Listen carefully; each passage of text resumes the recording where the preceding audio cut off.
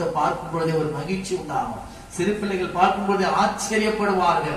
எவ்வளவு அழகா நட்சத்திரங்கள் இருக்கிறது என்பதையும், அது சந்திரன் வெளிப்படும் போது எப்படியாய் வெளிப்படுகிறது என்பதையும், சூரியன் உதிக்கும் பொழுது அது எப்படியாய் அழகாய் தோன்றுகிறது என்பதையும் பிள்ளைகள் பார்க்கும் பொழுதே சந்தோஷப்படுவார்கள். ஹல்லேலூயா.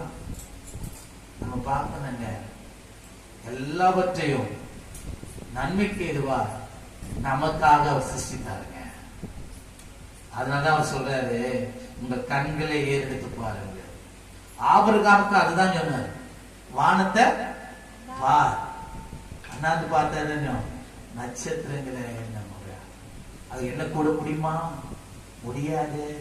பூமியில மரணத்திலே என்ன குடிமா? முடியாது. நான் உன்னை அப்படியே ஆசீர்வதிப்பேன் என்று சொல்கிறார். நல்ல கறந்துட்டு அந்த நாமத்தை உயர்த்துவோமா? வானத்தினுடைய அதிசயங்களை போல இந்த பூமியிலே நான் என்னுடைய அதிசயத்தை பார்க்கணும். என் குடும்பத்துல பார்க்கணும், எனக்குள்ள பார்க்கணும், என் சபையில பார்க்கணும்.